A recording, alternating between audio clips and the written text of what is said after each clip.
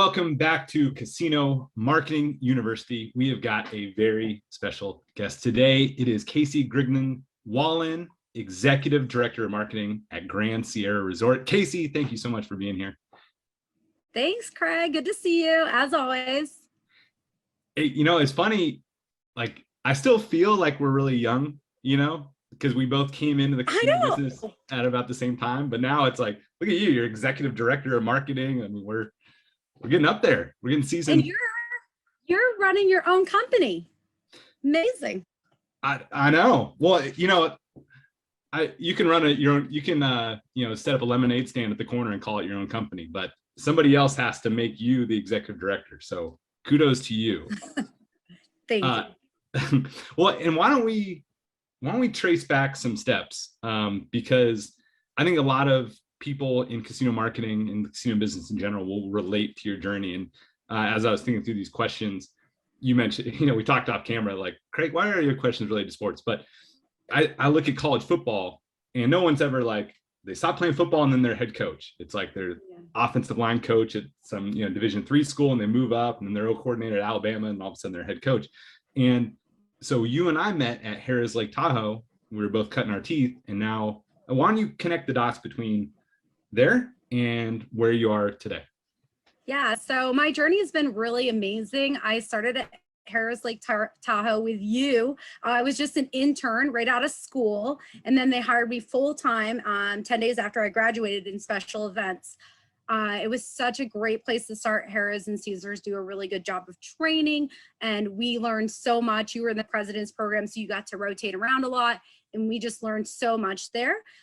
From Lake Tahoe, I went out to Colorado. It was right when the gaming limits were changing, and the Colorado landscape was really just developing from a $5 market to a $100 market. And just recently, they went to unlimited gaming, which is really great for them. So when I got to Colorado, I was a casino host, and then I went to a different property in Colorado and became the manager of player development. And that was a really great experience, as I got to work with a bunch of casino hosts. Plus I was doing promotions and all kinds of other things.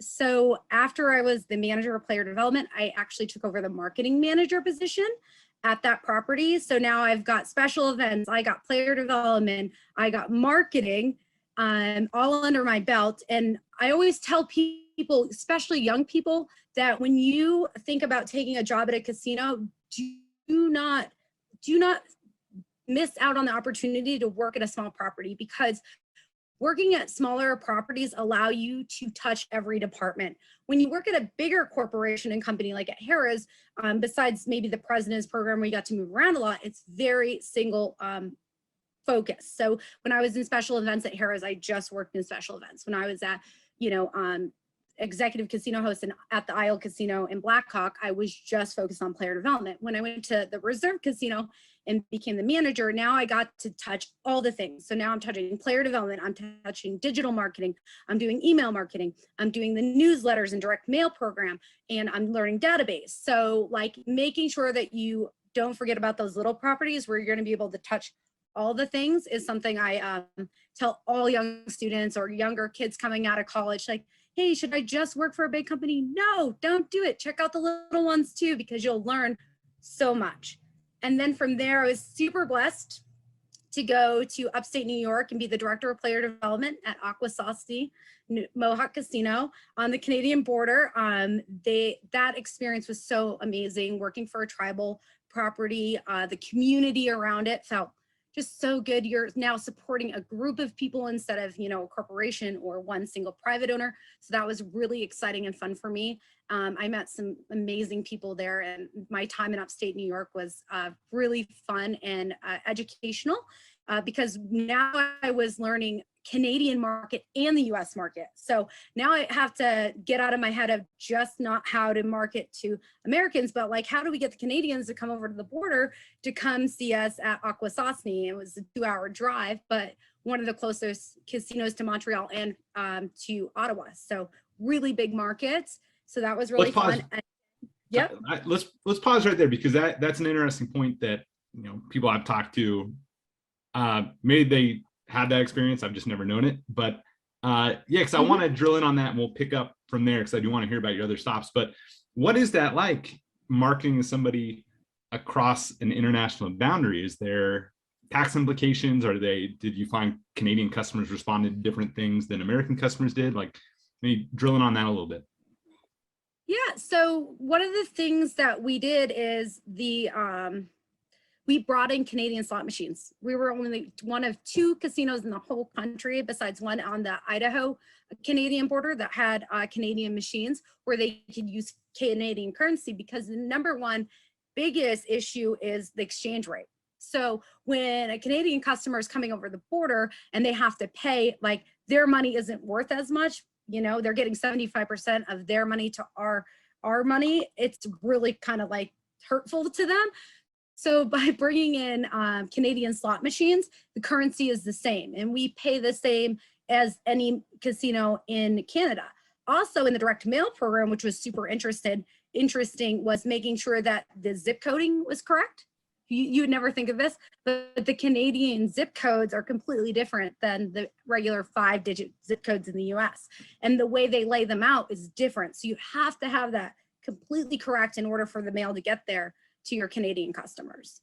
So those are like 2 big marketing things. And then from a talent marketing standpoint, from player development, you know, having a host that speaks French is extremely helpful. So half my team did speak French when I was at Aquasasne. So amazing. All right. Well, thanks for pausing there, hovering over that a little bit. That was really interesting. All right. So yeah. Pick up from upstate New York. Where'd you go next? And now I'm here at the beautiful Grand Sierra Resort in Reno. I absolutely love it. It's a complete marketing of all the things. It's a resort. So you have 2,000 hotel rooms. We have 10 plus restaurants. We have a beautiful 1,500 slot machine casino floor, 87 table games. We have all the things, nightclub, late night swim at the pool. We have a resort pool, you name it, we got it. Arcade, where you hurt your thumb. I hope your thumb's doing better. Can't let that go. So we just have everything. An escape room. I could go on of all the amenities I have at GSR. It's so fun to be able to work somewhere where you get to market all the things, like everything you've ever wanted to market. So that's why I love GSR. I love it too. My thumb is much better like 2 years later, by the way. So anybody wondering, they have a whack-a-mole type game. Hopefully they removed it. I'm sure I wasn't the only person that injured their thumb doing that, but it looked like, you know, it was not a whack-a-mole. It was like one of those sledgehammer things where you like hit it as hard as you can and you see how high it goes. But I didn't read the fine print. It probably wasn't that fine. It's actually probably big letters, but it said, this is not a test of strength. Hit it gently. And it's more about timing. But of course I go in and boom, hit it as hard as I can. And my thumb bent back to like my elbow, and it took a while to get my thumb better. But thank you for bringing that up. Yeah, no problem. Yeah, it's funny seeing casinos in markets like Reno, Atlantic City, Tahoe, whereas clearly like it was built at a time where there wasn't Indian gaming. So they're like, hey, let's start with a couple thousand rooms and like 1 million square feet. You know, I'm exaggerating, but like there's so many amenities and so much space at a place like GSR, and you guys have done an amazing job of keeping it all updated so it doesn't feel old, but just the footprint of it and how much you have to offer, clearly something that if it was built today just wouldn't have all that. Yeah, it's hard finding these buildings, these big buildings, especially like in Reno. There's multiple of them that have all the things. I mean, it's just really fun to be able to go and advertise all of those, and then to market, like casino market all of those, because they're different. You know, your advertising is to your retail customer, and then getting into your casino marketing where you're marketing those products to your casino guests, which are 2 different things. And so it's just really fun to like use both sides of your brain kind of in that aspect. Like, how can I get the retail guests in here, but also how can I make sure that we're not affecting or displacing our casino guests? So that's like the all the time what we're thinking about at GSR. How do we make it work for everyone, all of our guests? So you've obviously progressed from executive host to now over a lot of different departments. I think there's probably a lot of executive hosts that fall into 2 buckets. You know, one is, I love executive hosting. I love interacting with the players. I love doing all the things that an executive host does that a lot of people around the casino are like, man, I wish I had that job. and they don't want to move into management. And there's some that want to move into management, maybe don't know how to make that next step. So what are some of the skills that you developed and maybe, really challenge yourself with in moving from executive management to, executive host to becoming a manager? Yeah, so a couple of things that I did was just making sure you know all about the technologies or all about the list, how the lists are pulled, the criteria of the list from a casino host standpoint. Like, okay, why am I getting this telemarketing list? What is the criteria? Like thinking about those small things that you get every day in that email. It's like, here's your list, call these people. Well, let's break down that list. Let's look at them. Let's see why they're qualifying and just start developing ideas. And then taking those ideas and speaking to your manager or director about them and say, hey, I'm really interested in why we made this decision. And then you start kind of this conversation of, now you're learning more about database. So then I got really interested in database and database marketing and like, who are we mailing to and why? So by having those conversations with your manager, they're going to know that you're really interested in that and they may give you more projects. And if they don't, then that's when you go and ask. You're like, hey, I'm really interested in direct mail or database. Or if it's advertising, hey, I'm really interested in how you guys do the advertising and how that works. And definitely reaching out to your supervisors and not being afraid to ask them for maybe small projects and training on how they're doing that. And then that kind of opens your eyes to more fields inside the marketing area and not just casino marketing. I also love, social media, like everybody knows social media, but making sure that like you understand how social media works from a marketing or business standpoint versus just from a user standpoint, because they're completely different. So opening your eyes to that area is really important as well. I think a lot of people are probably scared that, my boss may get mad at me, or the people will say like, no, go away if I ask to take on a project in a different department. So what are some tips on making that step? Yeah, I think it's just like, hey, I really want to cross train, because training is really important. I know I can do everything I'm doing with my players. I'm not gonna let them down. I'll spend a couple extra hours a week doing this cross training. Try to take it out of your day. Maybe if you have a few hours that you could spend that weren't, time in that department, especially if you're salary. Like if you give up, those couple hours now, later on in the future, will pay off. There are so many times when I would stay extra or want to sit with somebody outside of my regular day just so I could learn and understand how they were working through their process in order to give myself knowledge. And then at the end, it ends up paying off, because you're giving that time and dedication to learning those other areas. And that makes your resume look, very diverse and knowledgeable. So then you can move into a management position, because when you become a manager or a director, it's not just about your department. It is, but it's also about how do you get the other departments to work with you, and how do you understand their business as it associates to your business, and how do you make that all work in a harmonious way? So like making sure that you have really great relationships with all the other departments is also very important. What was the hardest part about maybe moving from being a host to managing hosts? A lot of athletes, for example, are great players, but they don't make great coaches, right? They just do things naturally and it makes them good. But telling other people how to do it can be hard. So what was that transition like for you? It was interesting because everybody's your friend. When you're a host, we're all friends. Most hosts are all friends, and you're all on the same side, and you're always all hosts. I love it. Me too. When I was a host, I'm on the player side. So if my player was upset about something, I was upset about something. And then when you become a manager, you have to like find that give and take of what's the business angle, but also what's the player angle, and then come up with the best solution in the middle. So when you become a manager, some of those decisions that you're making as a host, or some of those when you were getting fired up for them, you were like, oh, okay, now I get why that person had to make this decision, or I understand why now maybe I could have talked him off the ledge before I had to take it to my manager. And you kind of back learn some skills as I call it, backwards learning. So like if I was going to tell a player they couldn't have a, get into an event late now, I would just be very direct about it before I might like go ask my manager like, hey, can I please, they just decided, but now knowing the business side of it and how it affects, reservation, how it affects other players, because now they have to wait in a longer line, how it affects just basic overall things, my decision making has definitely changed. So that's kind of like, becoming a manager. Now you're not just fighting for the player, fighting for the business and the player both, and finding that happy medium. And the team members, of course, because you're all friends, right?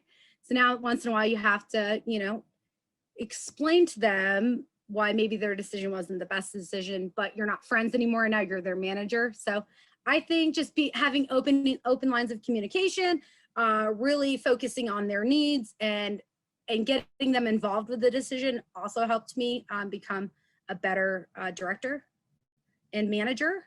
And the last thing I'll say is the thing that's made me most successful is my team members and who works for me, and teaching them and not hiding information and keeping that to myself was never something was never anything I wanted to do. I would always just tell them everything as much as I could, much education I could give them, as much training as I could give them. If I could explain something to them, I'd always want to do that. And there are some managers that like to keep everything internalized. And a lot of my old team members, they still tell me they're like, you taught us so much because you were so open about all the decisions you were making and why you were making them. And that I think has set with them the best. And that's why they always tell me I was a good manager. So, I think you're right. It's no, that was an excellent answer. And I think you're right. There is a tendency of some people, some managers, to think if they share too much, like they'll give up their secret sauce and then the company won't need them anymore and they'll be gone. And it demonstrates some insecurity. Whereas you're managing it the right way. It's like you want everybody to know why you're making that decision, because then they're not going to question it. Or maybe they'll still question it, but at least they're like, okay, well, I get how she arrived at that. It's not just you are as a dictator to telling everybody what they need to do. They're like, right. Okay, I get it. And they appreciate you being candid. And I love them when they question it, because maybe I missed something, right? So then it's like, oh, if they question it, it's like, oh, well, that's a really good point. Okay, let's see what we can do and now collaborate and maybe come up with even something better, because I have good ideas, but I don't have good ideas all the time. I need other people that give me their feedback and their information, because I can't be everywhere all the time. So we've known each other for a long time. And I'm, back then it's clear, like you had energy for days and you were very curious about different departments. So I think it was inevitable that you were going to move up from executive host to management, just because you had an appetite for learning and you wouldn't stay in the same role forever. But there are some people, on that spectrum of like, I enjoy executive host, not, it's not like I'm totally set on moving up to management, but I'm curious about it. So what would you say are some kind of trade-offs? What are pros and cons from that, you miss about being a host, but that, more than paid off in making the move? Well, I miss some of my players. I was just thinking about one of my guests last night. I was like, oh, I gotta reach out to Mike and see how he's doing. He's like one of my favorite people. So there's just a lot of guests that you miss in interaction, and they're so nice to you. You become their family.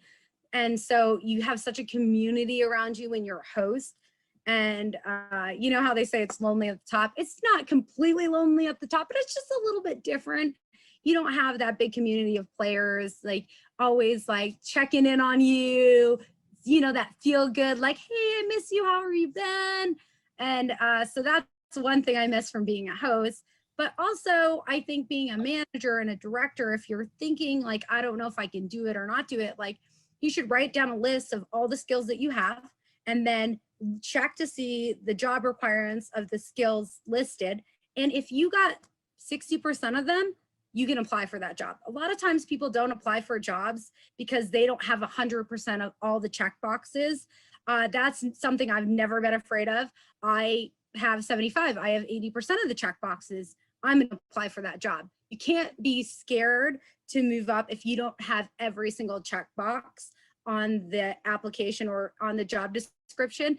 You got to be able to move forward, especially for women in this case. A lot of women specifically won't apply for jobs unless they check all the boxes. Men don't do that as much, but ladies out there, make sure you apply for jobs if you don't check all the boxes, because you do have a chance and you do have an opportunity. So if it's about specific skills, I would say if you're 60% there, you can apply for that job. If you don't have 60% of the skills, you probably can't apply for that job. So on that real quick, so I think the people on the other end that are accepting the application recognize that not everyone's going to have 100%. Do you, when you know I've got 60%, I've got 70%, do you acknowledge the 30% that you don't have? Is it fake it till you make it? Do you, like, what is your recommendation for people applying for jobs where they know they don't check every single box? So my recommendation would be, it will come out in the interview process. You know, they're most likely they're going to ask you what your weakness is. I would never use something cliche. You want to be very specific. So if I'm going for a manager of player development and I know my weakness is reporting and I don't know how to pull reports, I would say, I understand how reports are pulled. I understand the criteria that it takes to develop these reports, but I'm not sure technically how I can do that in the system because I've never had access. So I think that that's something I can learn quickly. I just need somebody to show me and train me how to do that. But after that, that would be a really easy task for me to do on a weekly, daily basis. So something along those lines, because you're saying, hey, I don't know how to do this, but I also can figure it out quickly and I understand the concept behind it. So. And I like that you recognize that what are my weaknesses, don't give a cliche, because it's all I care too much. I work too hard. Like, okay, great. I like to say I work efficiently, and that's not the, so instead of saying like, hey, I work too quickly, I work efficiently. So sometimes, you know, we have to cut corners when we're working efficiently, right? Mm-hmm. That's a really good one for people to use. So you, looking at your background, you walked us through it earlier. Some of the casinos like Lake Tahoe, where you started out, is definitely a national market where the local share is small relative to most casinos. And then other casinos were much more local. Grand Sierra probably taps into both. What do you see as some differences between looking at things at a, you know, marketing national customers versus local versus regional? Yeah, so in international, don't forget that. Craig, and right? International, of course. And international, yeah. So the biggest thing I think is your ADWs, your ADTs, your quality of the players. So when you're in a local market, ADWs, ADTs are going to be much lower because they're going to come a lot more frequently. Doesn't mean they're not as good as they get. They're not. Their total profit at the end of the year isn't as good. It just means it's just different. They're coming up every weekend, every other weekend. They're making a lot more trips. So when you're looking and evaluating players, I personally really like to evaluate them based on profit because it speaks to the customer from player development side. I know the good old boys will always tell you ADT. I'm a big fan of ADW. It's easier to explain, right, guys? Like any casino host will know, like, it's easier to explain, hey, you lost $1,000, so I'm going to comp you off $1,000. It's very hard to say, hey, your theo was 150, so I'm going to comp you off your theoretical. And they're like, what's that? Even though we're not having those conversations. But people relate a lot more to, you know, comping based on worth, their actual loss. So the big difference is just like how the offers lay out, I think, in casino marketing. So a national player is going to have a bigger offer because they're going to come a lot less frequently, right? A local player is going to have a lot more offers because they're coming more frequently. So you're trying to market to them differently. And then at GSR, we have a huge regional market with Northern California. So it's like, what's the combination? You know, how are you going to get them to try to come maybe once a month, not once every 3 months? And what does that offer look like? So it's really, I think, a big difference is in the mail. From a hosting standpoint, the difference is when you're setting up a national player, you're probably going to be setting up their credit line. If you're in a state with credit, you're going to be setting up, you know, the suites, you're going to be setting up the amenities, you're going to set up the limos, all those things, right? When it's a local market, you're greeting them at the door.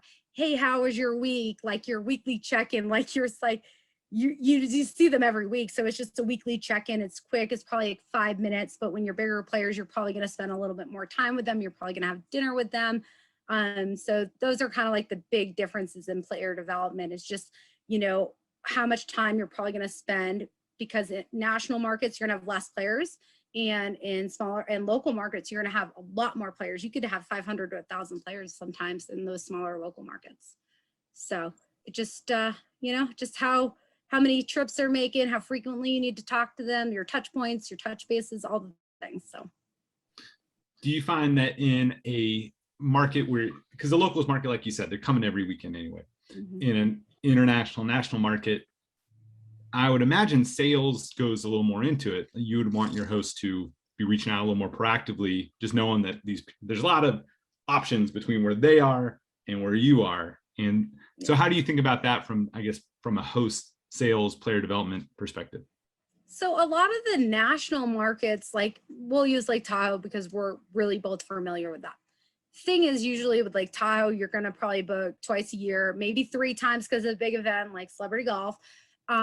You're probably going to want to at least touch base with that customer once a month, right? Like on a phone, text, whatever it is, email. Hey, what's the plan? You're booking probably 3 to 7 big trips a year, maybe. I mean, big players, probably 3, unless they're really come in and then you know their schedule. Like, you know, a big player is coming all the time. You know what their schedule looks like and you know how to handle them. But if it's a player that you're trying to win business from somewhere else, you're using your events to get them there, right? You're using your big events, you're using your big opportunities, and that's what you're going for. And you're hoping they have the most enjoyable time ever, that they make a secondary like bonus trip in between those 2 big events. So your New Year's, your celebrity golf, that kind of thing. Yeah, you're right. So you from that perspective, when you're a host, when you're managing a host team, it's more, here's the events, get on the phone, tell your players about it, getting in. So it was sales oriented, and then talk about the locals market. How do you talked about greeting the players at the door, building a relationship from a sales perspective. What do you tell hosts in local markets? I think hosts in local markets, the most important thing is constant contact. It's just, you gotta be talking to them. You're their family. When you're in a local market, you're their family. Do not forget that. You're either their best friend or their family. You might be the person they reach out to when they have a problem or something happens, like, and they're sad and they want to talk to you, or they're really happy and, you know, their daughter's having a baby. So you just have to keep really good track of all those things. I think it's the most impressive thing that hosts do is when they take really good notes, and when they do a follow-up phone call, they revert back to their last conversation. Like, hey, Jane, last time I talked to you, your granddaughter just started 1st grade. How did that go? Like, were you there? What, like, did you get any great pictures? I'd love to see them next time you're in there, because then your player like knows you actually care. So taking those really good notes, making sure that you're getting their personal, like, making a personal connection with them, because you are their friend, you are their family when you're in a local market. That's how local markets work. So making sure you're keeping really good track of everything going on as much as possible. Thank you, Kaycea. That is a great question. Got another question about markets. I'm going to plug TRIO360. Go to the website, TRIO360.VIP. There's a big part about note taking in there, because you're right, it is so important. You've got 500, 1,000 players. It's impossible. You know, maybe if you're Rain Man or something, you can remember every detail. But if you're not Rain Man, you need to have notes to reference back. And most hosts are pretty charismatic. They can play it off well, like they did remember. But you got to spend that extra minute, 2 minutes putting in the notes, because it, like you said, it makes all the difference in the world in the player's attitude towards the host. Absolutely. Okay, we talked about the differences between markets, you know, how far away your players are coming in from. But let's talk about competitive markets. Some casinos are just kind of the only show in town, but others, like where you're at right now with Reno, you've got a lot of strong competitors. So how do you, Kaycea, think about competition? What's your approach to it? And by the way, before you answer, I know you are a competitive person, like being friends with you for a while. I know you like to win. So I am interested to hear what you say about this. So I'm very blessed in Grand Sierra Resort. We've done $300 million worth of renovations. The property looks beautiful. The property looks great. That always helps from a competitive standpoint. Having all the offerings also helps.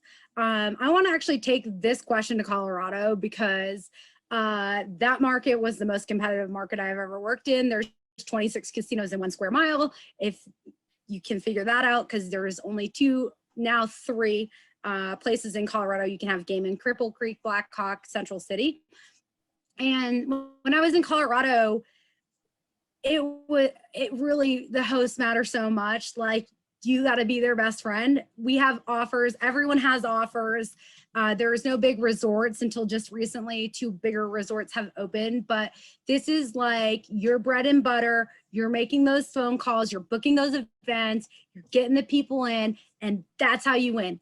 Your host will win it for you in a local competitive market. If people like you, they will follow you. If you go to another property, they will follow you too. It happened to me. I moved from one property and then became the manager at a different property. Those players came with me. And you gotta have your people, you gotta remember the things, you gotta be in constant contact with them. You have to make sure all their needs are met and make sure they're happy, and then they're happy with you. Because everybody sends out offers, right? We all get mail, and it just depends on, yeah, they might go cash their coupon somewhere else, but like, can you get the bigger share of the wallet? And how is that going to happen? It's by making sure you're setting time up for them. Hey, you want to go to dinner with me? All right, well, now we have a dinner event followed by some time to get into their wallet for gambling, if that's what they want to do. And then also in local markets, don't forget that sometimes people are going to come up and they're probably not going to play as much just because the time constraints. They might have a birthday party or something to go to. So I like to look at the, a longer period of time when evaluating those local markets, those local players, and then making sure you're rewarding them correctly and not over rewarding them. Because in a lot of competitive markets, the reinvestment gets extremely high. So you have to be careful. You got to walk that line very carefully and make sure that your players are staying within the correct line. But Colorado was the most competitive market I ever worked in. And we were sending out offers twice a week, every month, plus dining coupons every single week, plus, hotel offers. There's not a lot of other things. There's not a lot of other amenities there. So it really came down to the host and what they could do to get their guests in and the relationship they built with them. So what do you do as a host going to a new property and your players like, Kaycea, I'd love to come over there, but the old place give me 100 a week. You guys only give me 25. Is that something where, as the host at a new property or as a manager at a new property, you go to player or go to database marketing and ask to juice the offers a little bit, or how do you navigate that? There's a couple ways you can do that. One, you could talk to your manager director and say, hey, I know this person's value at the other casino. Obviously, they were my host. I was their host for a couple of years. Here's their value. I think if we take them from 25 to 100, we'll give them a test period. Maybe it's 2 months.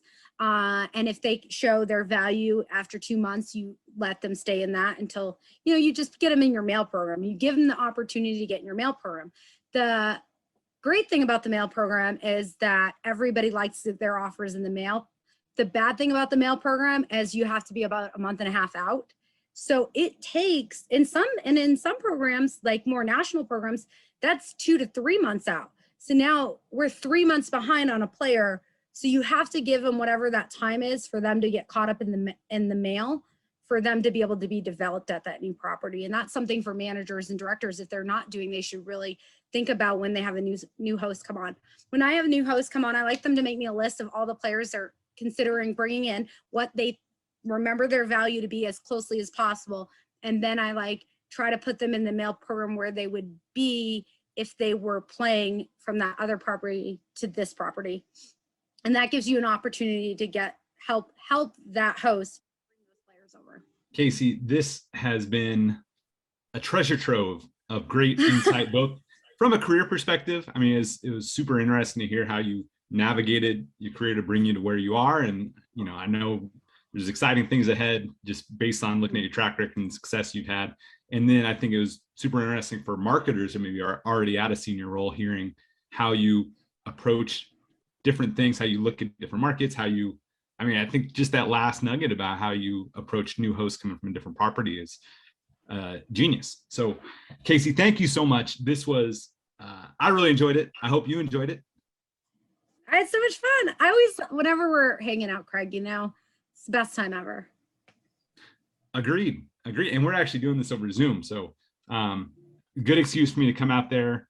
By the way, are you guys doing okay? I know there's a lot of fires happening in Northern California, and are you and your family safe out in Reno area? Yeah, Reno's is kind of in the middle of both fires. The smoke, obviously, we're today and yesterday, we're like, there's blue sky this morning. So I took my dog out for a hike. I was like, I gotta get outside immediately. It's been very smoky. The air quality has been very bad. The people in Tahoe, they were over 500 the last 3 days. So, you know, I'm sending my all my good vibes up there to my Tahoe friends, and hopefully this Caldora fire can get put out soon, and Dixie as well. And but everybody in Reno is doing good right now. We've had a lot of influx. We have like 300 firefighters staying with us at GSR, and I know they're staying at other properties in Reno. So we are hosting a lot of those guys that are going out there and giving a huge effort to getting these fires taken care of, and they're doing the most amazing work, you know, more amazing work than we're doing. So go all the firefighters out there. You guys are awesome. Well, Kaycea, thank you again for carving out some time to speak with me, and we got to do this again soon. Yeah, whatever. I'm ready. Let's do it. It's my boss competitiveness. All right. Well, thank you, Kaycea. We'll talk to you soon. All right.